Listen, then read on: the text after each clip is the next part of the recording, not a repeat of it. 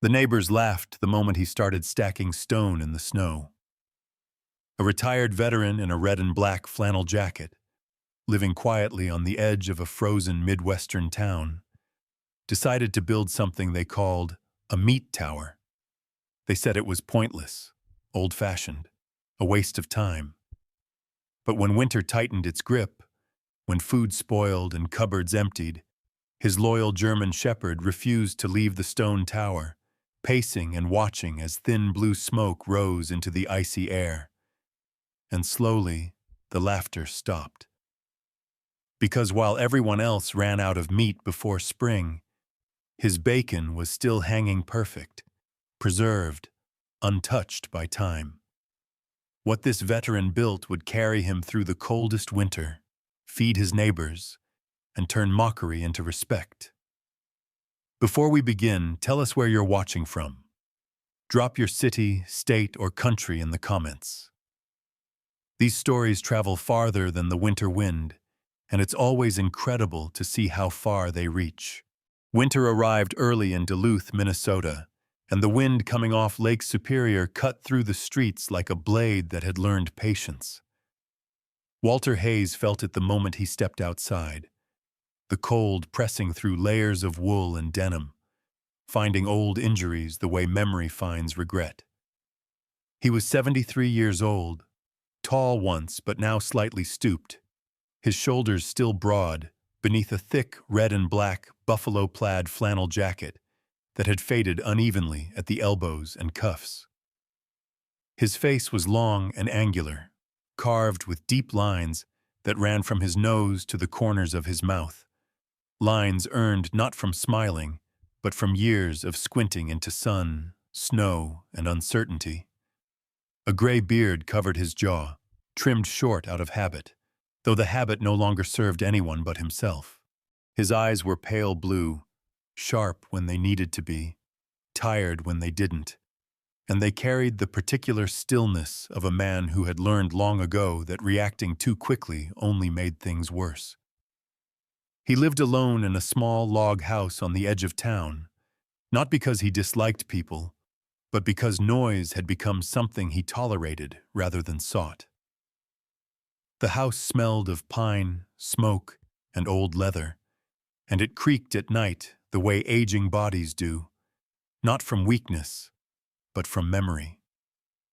At his side stood Max, a German shepherd well into his 12th year, his once jet-black saddle now threaded with silver, his muzzle pale, his ears still upright, though they tilted slightly when the wind grew loud. Max's body bore the quiet dignity of age, slower to rise, careful when turning, but still alert, still watchful, still bound to Walter by something deeper than command. They had met years ago overseas, when Max was barely more than a year old and Walter still wore a uniform. The dog had learned Walter's silences early, learned when to stay close and when to give space, and now, in retirement, he followed him not out of training, but out of loyalty that no longer needed words. The autumn hunt had been good that year, better than most. Walter had brought down a deer cleanly, processed it with the practiced efficiency of a man who had done difficult things without ceremony, and supplemented it with pork bought from a nearby farmer before prices rose. The meat now hung and lay packed in his root cellar, salted carefully, stacked with the neatness of someone who respected resources because he had once lived without them. Standing at the bottom of the cellar steps days earlier, lantern light flickering over the pale cuts, Walter had felt the familiar tightening in his chest. He knew this pattern. He had known it for decades. No matter how careful he was, no matter how cold the winter started, by late February or early March, the smell would change. The meat would soften, turn questionable, then dangerous. He had thrown food away before, and every time it felt like a personal failure, not because he was hungry, but because waste offended something deep in him, something shaped long before he ever came home. That night, sitting at the small wooden table with Max's head resting on his boot. Walter had remembered Alaska, remembered nights when the cold could kill you if you misunderstood it, remembered makeshift smoke pits and old men who knew things no manual ever explained. The idea didn't arrive like inspiration. It arrived like recognition. The next morning, while frost still clung to the grass and the town moved sluggishly under gray sky, Walter began clearing a circle in his yard. He worked slowly, methodically, stacking snow to one side, scraping down to frozen earth. Max circled the perimeter, sniffing, pausing now and then to look up at Walter as if confirming this was, indeed, happening. By noon, the first stones appeared, hauled from the tree line and the frozen creek bed beyond his property, each one chosen carefully. Walter tested their weight, their flatness, the way they met each other. He did not rush. He never had. By the second day, neighbors began to notice. Duluth was not cruel, but it was observant, and observant towns eventually speak. The first to stop was Sarah Miller, a woman in her late 40s who lived 2 houses down. She was tall and lean, with narrow shoulders and hands always red from cold, her brown hair pulled into a practical braid that reached the middle of her back. Her skin was pale and weathered, the kind that burned easily in summer and cracked in winter, and her eyes carried the restlessness of someone who worried often, usually about things she couldn't change. She stood at the edge of Walter's yard, arms folded inside a thin coat, watching him set another stone in place. "What are you building, Walt?" she asked, her tone curious but cautious, as if afraid of the answer. Walter looked up, wiped his gloves together, and shrugged. "Something that'll last," he said. Sarah frowned slightly, glanced at the growing ring of stone. "Looks like a fort," she said, half joking. "Thought you'd had enough of those."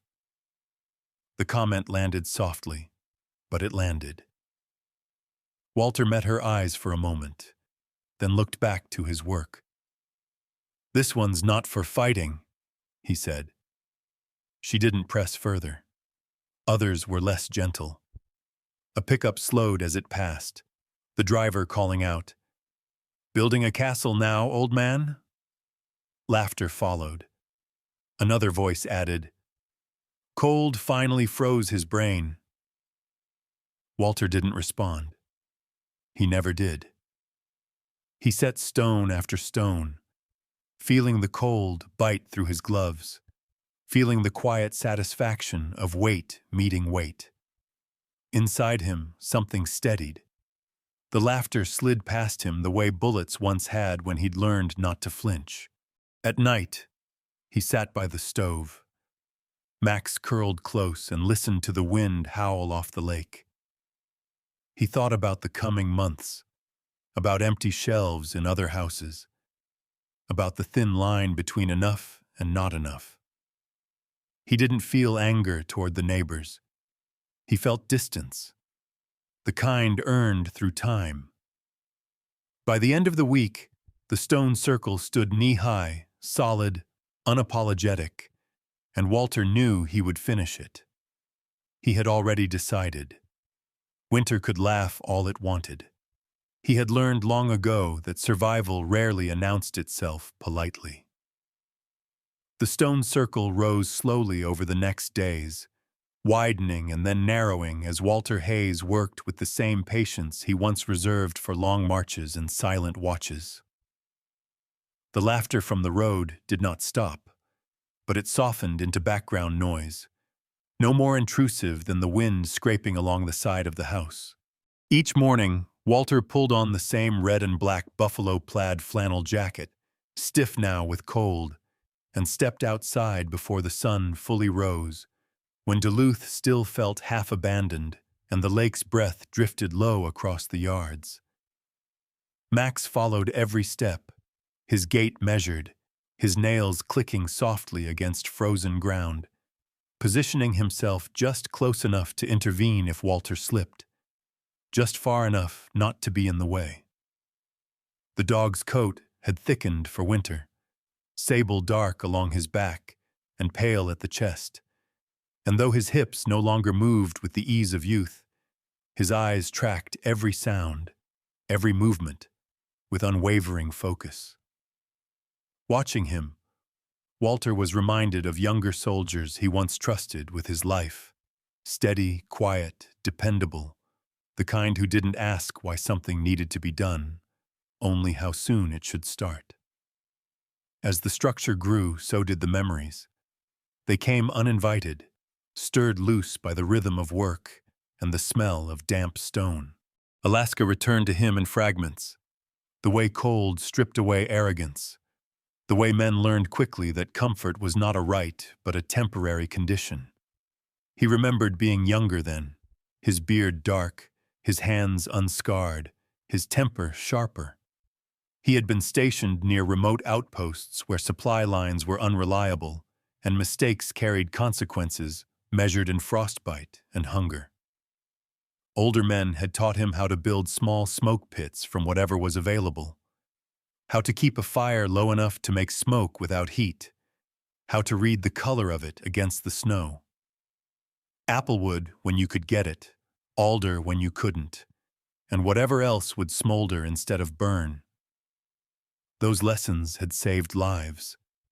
They had certainly saved food. And food, he had learned, was morale, stability, survival all rolled into one. You didn't waste it. You didn't gamble with it. You respected it. Back in Duluth, the stones bit into his palms as he lifted them, each one selected for its flatness, its willingness to cooperate with the others. He spoke to them sometimes, not aloud, but with his hands, adjusting angles, testing weight, feeling for balance. There was a method to corbelling the walls inward, one that required trust in gravity without defying it. Too steep and the structure would collapse inward. Too shallow and it would never close. Walter worked without measuring tools, relying on an instinct honed through years of building things that mattered under pressure. When his back protested, he paused. When his hands stiffened, he warmed them against his breath. He did not rush. He had learned that rushing usually meant repairing later, if you were lucky enough to get the chance. Sarah Miller returned on the fourth day, standing a little closer this time. Her boots sunk into packed snow. In daylight, the strain in her face was clearer. Fine lines traced her eyes, and her lips carried the habitual tension of someone who had spent years making careful calculations with limited resources. She held her arms tight to her body, her thin coat no match for the cold, and watched Walter smooth clay between stones. "You've been at it every day," she said, "even before dawn." Walter nodded once. "Cold doesn't wait," he replied. Sarah studied the structure, her gaze following the curve as it narrowed upward. "What happens if it doesn't work?" she asked. The question wasn't mocking. It was practical, edged with worry. Walter wiped his hands on his pants and considered it.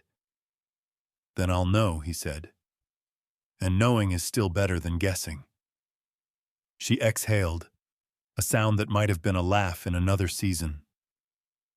"You always were like that," she said quietly. Walter looked at her then, surprised. "We didn't talk much before," he said. Sarah shrugged. "Small towns notice more than they admit." She hesitated, then added, "If it works, people are hurting more than they let on." Walter nodded again, the conversation ending not because it was finished, but because it had said enough. By the end of the week, the laughter had changed tone. It still existed, but it carried curiosity now, and something else Walter recognized easily: unease. People slowed as they passed. They looked longer. A man named Tom Weaver stopped his truck one afternoon, engine idling. Tom was in his early 60s, broad through the chest, his face roughened by years of dock work, his beard uneven and shot through with gray. He had always been loud, always quick with a joke, but today his voice was quieter. "That thing solid?" he asked. Walter tapped the stone with his knuckles. "Solid enough," he said. Tom nodded, said nothing more, and drove on.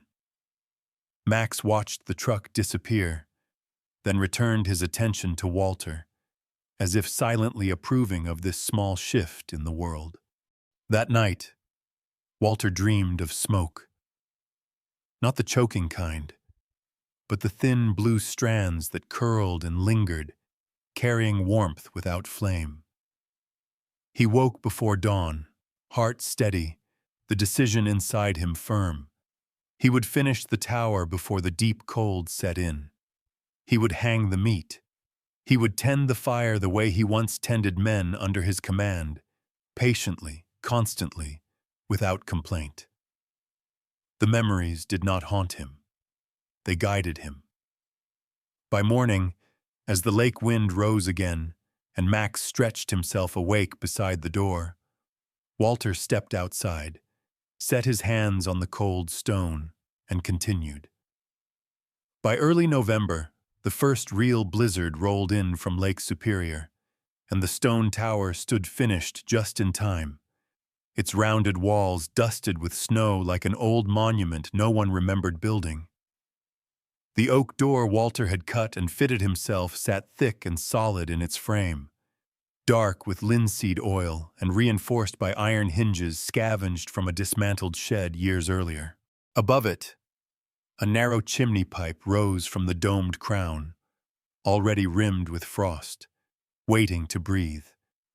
Inside, the iron hooks Walter had kept since his service days, heavy, blackened, scarred with age, hung from crossbeams like quiet sentinels, each one strong enough to carry weight without complaint. Walter stood before the structure in the gray morning light, his breath fogging the air, his red and black flannel jacket crusted with ice at the shoulders. He felt no triumph, only readiness.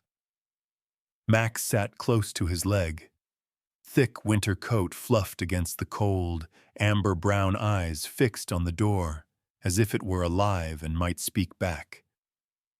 The dog was tired more easily now, but when the storm wind howled, he leaned forward instinctively, muscles tightening with a sense of purpose that age had not dulled. The meat had been curing for days in the cellar, salted and seasoned with a restraint Walter had learned the hard way. Too much salt ruined flavor.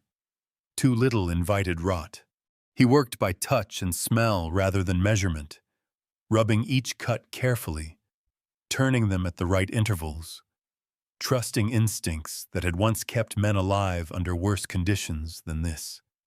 When the time came, he carried the first loads into the tower under falling snow, hanging hams high where smoke would linger longest, bacon slabs lower, sausages nearer the door for monitoring. The interior smelled of cold stone and earth, clean and honest.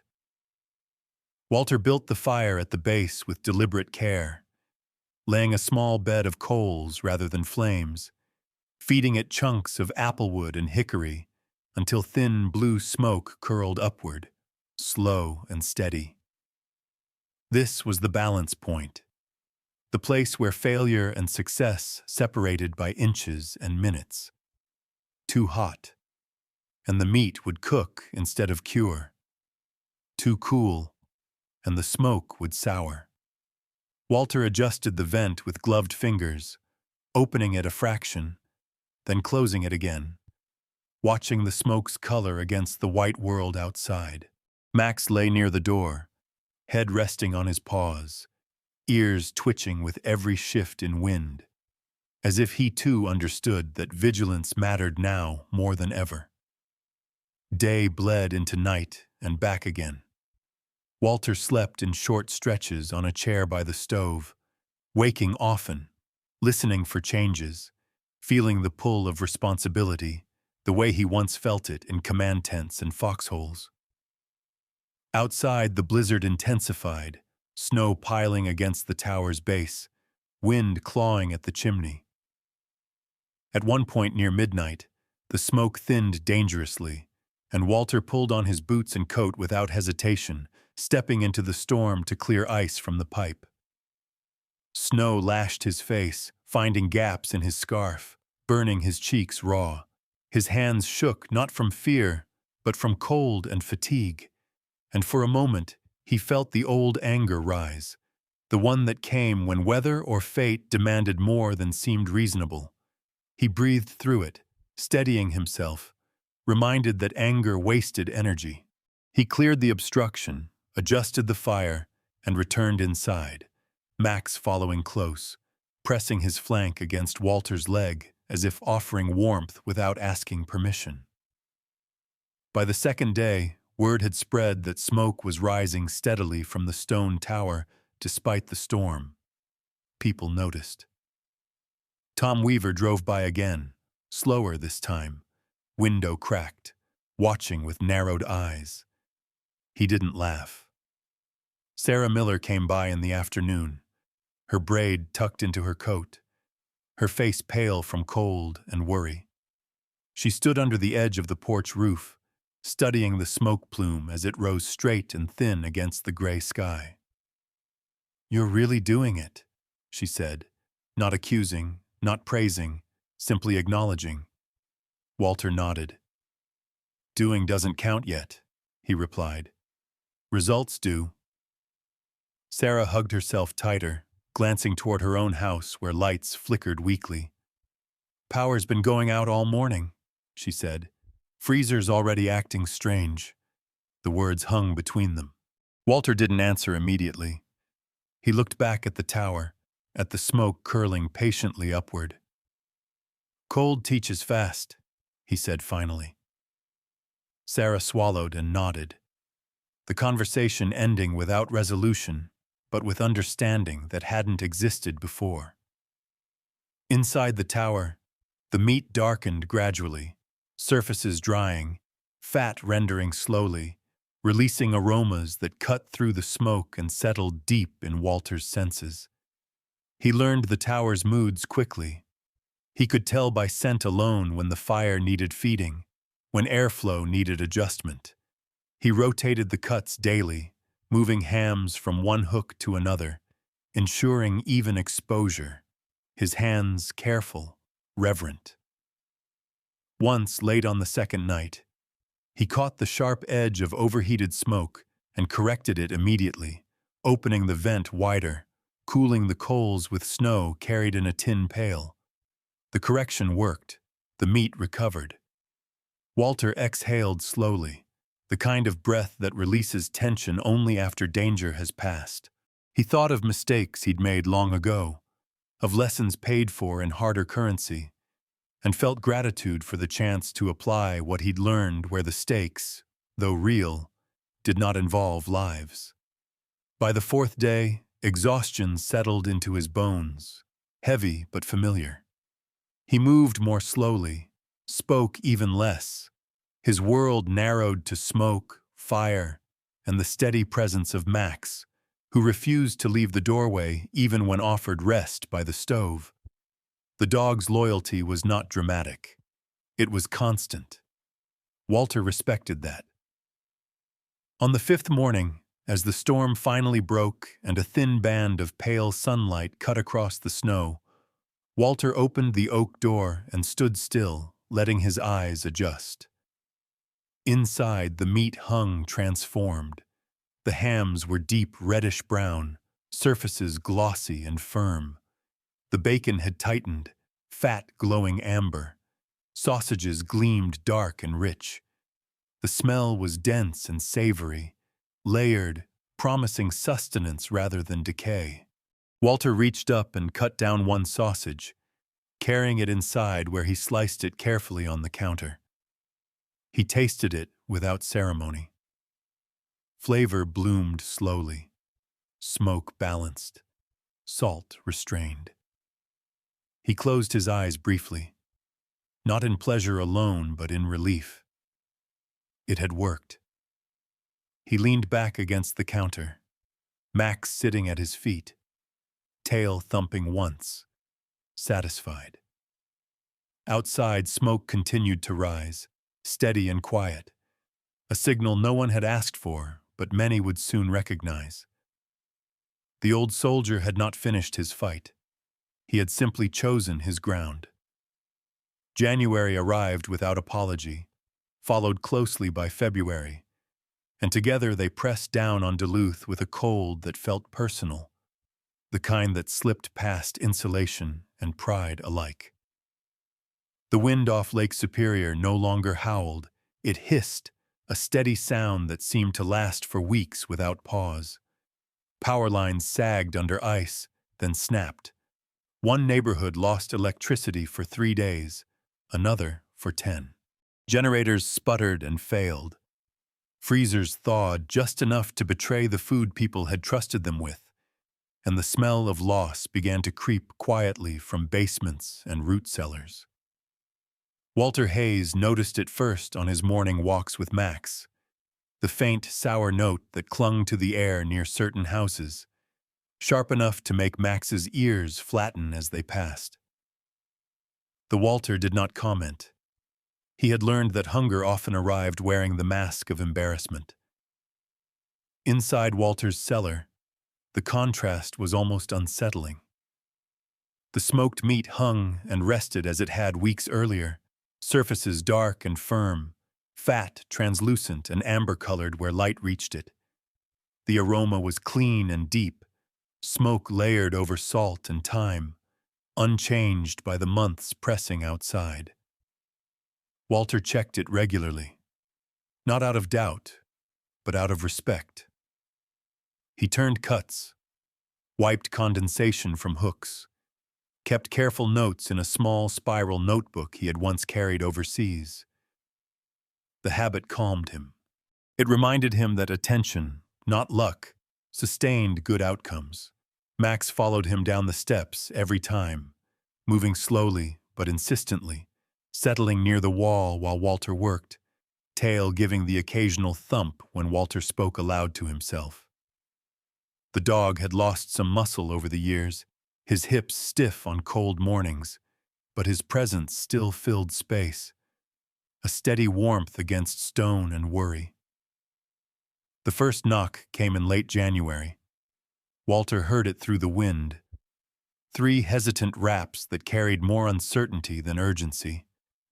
He opened the door to find Sarah Miller standing there, shoulders hunched, braid tucked into her coat, cheeks raw from cold. Up close, she looked thinner than she had in the fall, the hollows beneath her eyes deeper, her skin pale and drawn. She held her gloves together as if unsure what to do with her hands.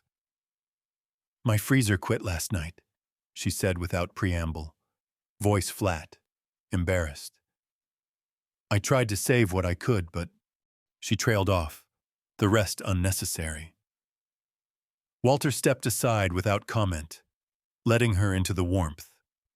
He listened while she spoke, nodding, asking only what was needed to understand, never to pry. When she finished, he said simply, "Come see." He led her to the cellar, lifted the lantern, and let the light reveal what winter had not taken from him. Sarah's breath caught. She reached out, stopped herself, then touched one of the hams lightly, as if afraid it might vanish. "How?" she whispered. Walter met her eyes. "Smoke," he said. "Patience, and not walking away when it gets hard." He sent her home with enough to last a week and instructions she tried desperately to memorize. After that, the visits multiplied. Tom Weaver came next, his broad shoulders stooped, his usual bravado stripped down to something quieter. His beard had grown uneven, gray curling into his collar, and his eyes avoided Walter's at first. "Lost most of it," he admitted, jaw tight. "Didn't think the cold would hit like this." Walter did not say he had. He showed Tom the tower instead, explaining airflow, stone placement, the way smoke should smell, thin, sweet, never bitter. Tom listened with an intensity that surprised both of them. Others followed. An older woman named Ruth Calder, small and bird-boned, wrapped in layers that did little to hide the tremor in her hands. A young couple from 2 streets over, faces pinched with worry, their infant bundled so tightly only her eyes were visible. Walter did not keep count. He did not frame it as charity. He treated it as logistics, the redistribution of resources where they were most needed. Max greeted each visitor with quiet tolerance, sniffing hands, then settling nearby, tail wagging slowly, as if approving of the exchange of calm for desperation. What surprised Walter most was not the need, but the speed with which pride gave way to practicality. Once the laughter died, people learned quickly. They asked better questions. They listened harder. Walter found himself repeating instructions, then refining them, discovering that teaching clarified things even for the teacher. He sketched rough diagrams on scrap paper, showing how stone courses should angle inward, how vents controlled heat, how to read smoke against snow. Sarah returned often, bringing her notebook, her braid coming loose as she bent over drawings.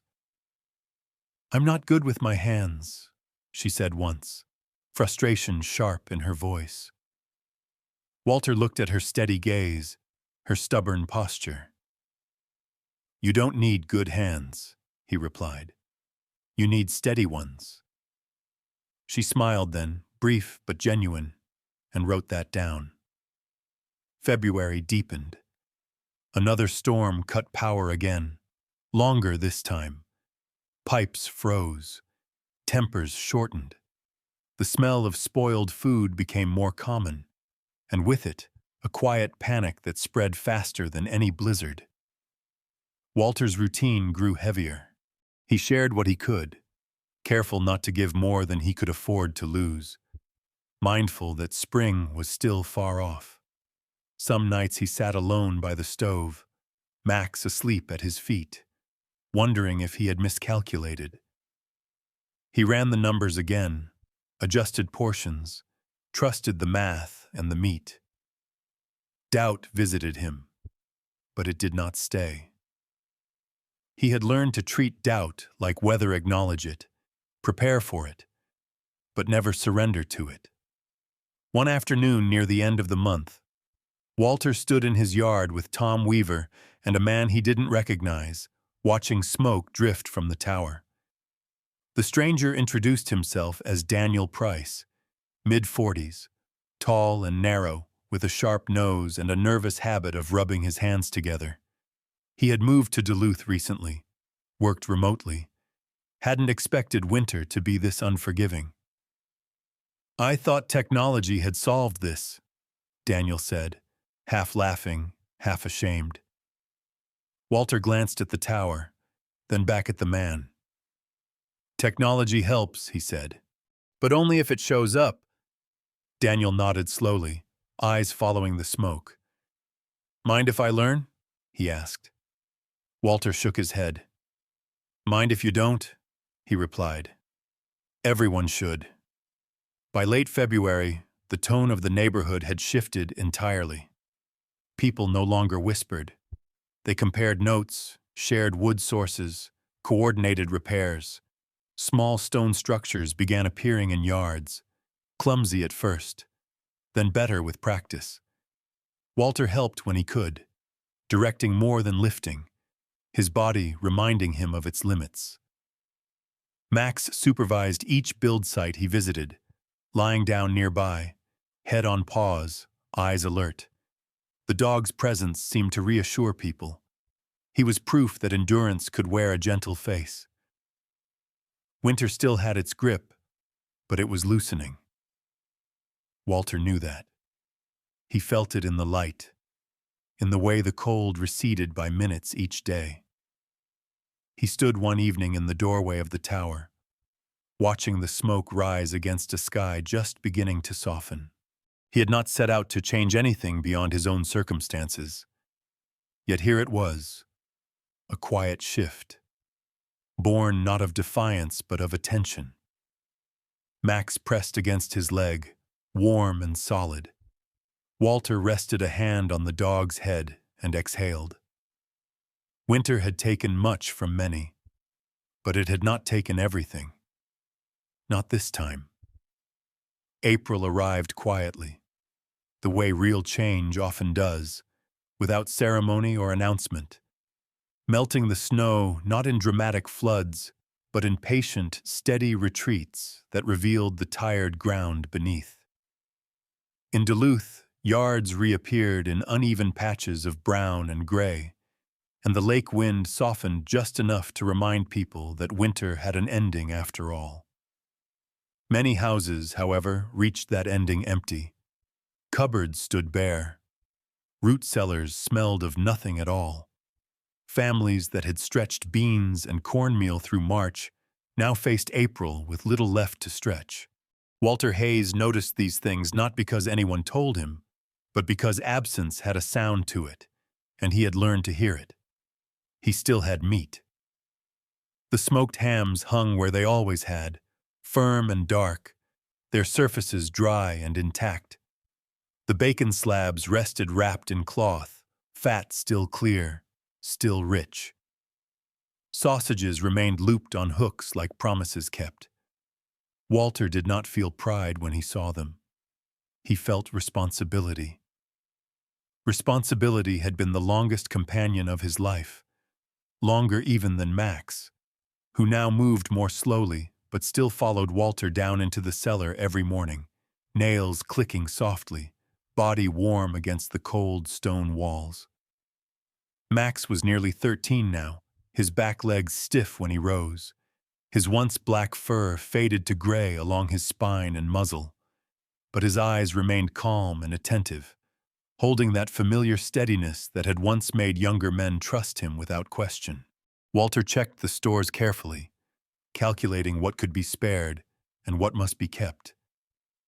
He did not romanticize generosity. He knew exactly how quickly good intentions could turn into regret, if not guided by discipline.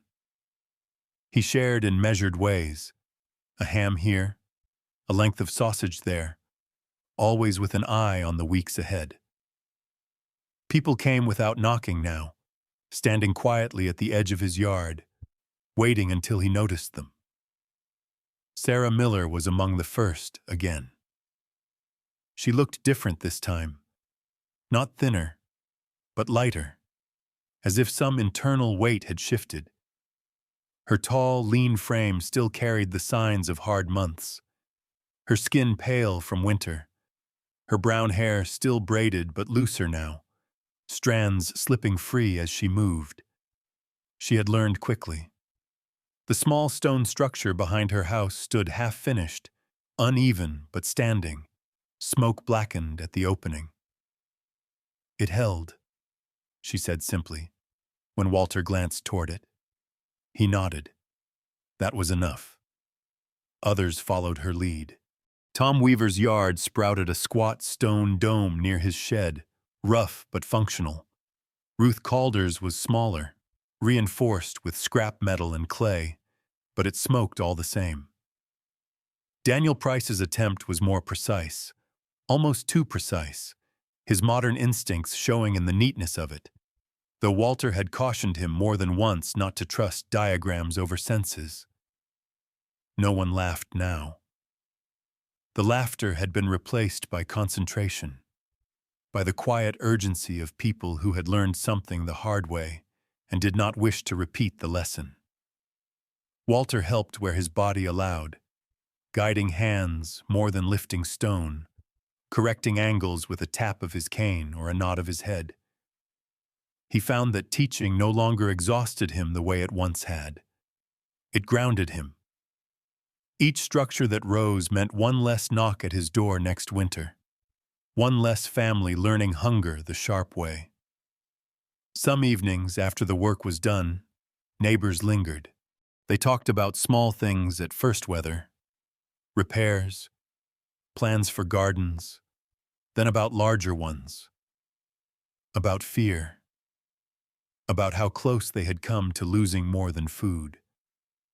Walter listened more than he spoke. He had never been comfortable with speeches. Max lay nearby during these conversations, stretched out on the thawing ground, eyes half closed but ears attentive, rising occasionally to accept a gentle pat before settling again. Children approached him more now, cautious but curious, drawn to his calm. Max accepted their presence with dignity, allowing small hands to rest on his graying fur, his tail wagging once or twice, measured, approving. By early May, the last of the snow had retreated into shadows. Gardens were turned. The lake reflected longer days. Walter's cellar was no longer full, but it was not empty either. He had judged correctly. He always had. He stood one afternoon at the edge of his yard, watching Sarah help Ruth stack stones, Tom measuring a vent opening, Daniel adjusting his fire pit with unnecessary precision. The stone tower at the center of it all stood unchanged, weathered now, its presence so ordinary it had become invisible. That, Walter thought, was how useful things ended up, unnoticed because they simply worked. He sat on the wooden steps of his porch as evening settled in, the red and black flannel jacket still wrapped around him despite the milder air, a habit he had no intention of breaking. Max climbed the steps with effort and leaned against his leg, letting his weight settle there. Walter rested a hand on the dog's head, fingers sinking into familiar fur, feeling the slow, steady rhythm of breath beneath. He did not feel victorious. Victory implied opposition, and he had not set out to defeat anyone. He had simply refused to let waste and fear make decisions for him. That refusal, it turned out, had been enough. As spring deepened and summer promised itself quietly, Walter understood that nothing permanent had been solved. Winters would come again. Power would fail again. People would forget lessons when comfort returned. But something had shifted, just enough to matter. Knowledge had moved from one set of hands into many. Laughter, when it returned, would not be dismissive. It would be the lighter kind, the kind that followed shared work and survived hardship. Walter closed his eyes briefly, feeling the sun on his face, Max's warmth at his side, the solid certainty of stone beneath the yard. He had not changed the world. He had only tended his corner of it with care.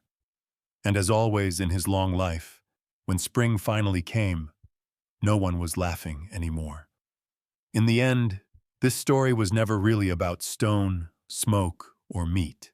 It was about a quiet miracle, the kind that doesn't fall from the sky in a flash of light, but arrives through patience, wisdom, and hands willing to work.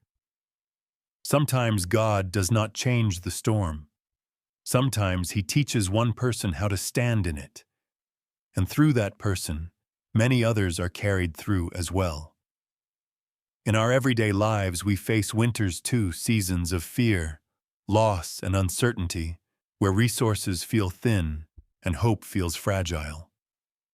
This story reminds us that the blessings we're given are not meant to be hoarded, but stewarded, shared, and multiplied.